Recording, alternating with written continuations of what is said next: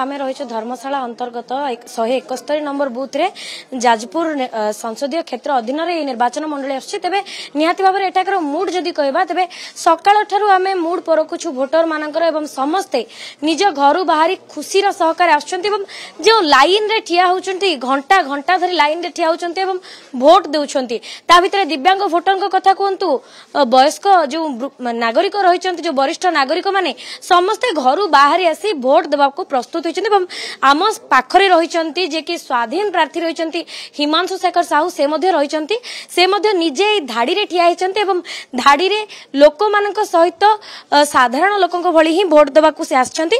आमे तांको सहित सीधा सख कथा हवा। सर आपण मध्य साधारण भोटर को भली धाड़ी रे ठिया जेतेबेले आमे देखुछु विभिन्न नेता माने धाड़ी रे न ठिया सीधा सख जाई मध्य भोट देउथिबार प्रक्रिया मध्य सामना को आछी। आपण धाड़ी रे ठिया भोट देवा को प्रस्तुत अछंती। नमस्कार, हिमांशु शेखर साहू स्वाधीन विधायक प्रार्थी धर्मशाला। आज्ञा समस्ते ये साधारण कि असाधारण नुहति तेणु नियम समस्त समान नेता जनता समस्त नियम एक तेणु गोटे नियम समस्ते जीवाटा मो मत ठीक। लोकंकर मूड केमती देखुछन्ते निर्णायक हबो ए लड़ाई त्रिमुखी लड़ाई जो आपनक पई रहिछि वर्तमान मु आपनक न्यूज चैनल माध्यम बारंबार कहि आछि। आगे एठी किछि त्रिमुखी लड़ाई होनी। एठी 30 वर्षर गोटे शासन ने लोक एठी त्राही त्राही डाकुचंती हाहाकार मचाउचंती। एठी 30 वर्षर विजु जनता दलर गोटे शासन पर एठी लोक माने आजिका दिन रे तांकर निजर मौलिक अधिकार टे पाई पालेनी निजर हक टे पाई पालेनी। आ एठी जोटा अछंती एटा होची कुमारी पंचायत। एठी कुमारी हमर होम पंचायत एटा एठी 30 वर्ष गोटे परिवार शासन पर एठी आज्ञा एठी भी लोक आजिका 30 वर्ष रे पानी जल भी टे पाई पारनते आठु आ लज्जा कथा कहूँ। तेणु लोक माने ठाणी सारे सरकार बदलुचे 2024 रे नुआ सरकार होची। आमे जदि आपनक कथा कहबा तबे विभिन्न विद्रोह परे आपण स्वाधीन प्रार्थी भाबरे ठिया हिचंती। निहाती भाबरे आपण जो कथा कहले प्रसंग भित्तिक रहिछि आपनक पय निर्वाचन किंतु तथापि केते निजको सुदृढ़ करचंती एथि पय मु निजको सुदृढ़ करनी। धर्मशालार 54 गोटी पंचायत समस्त साधारण जनता से माने निजको सुदृढ़ कर देचंती। से माने एबे भाबी नै जे परिवर्तनटा सुनिश्चित। तेणु साधारण जनता साधारण भोटर से माने बदलिबार स्वर आरंभ कर देचन। मु केवल निमित्त मात्र मु केवल तांको डंगाटा नेकी आगु बढ़ी जाउछ।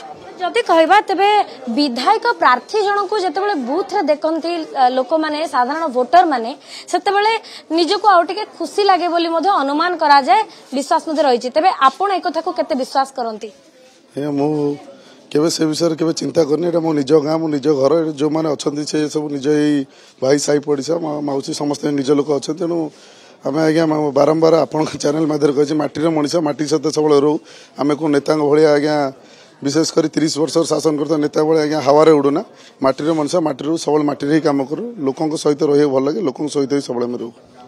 जो प्रचुर कैंपेनिंग करछन्ते आपण ता भितर आपनकर शारीरिक असुस्थता मध्ये देखा जायतला एवं एबे मध्ये आमे देखुछु जो पाद फुलिकी अछि तारी सत्वे शारीरिक असुस्थता सत्वे आपण धाडी रे ठिया है कि ए जो वोट दउछन्ती या द्वारा लोकों को कोन वार्ता देबा को चाहंती।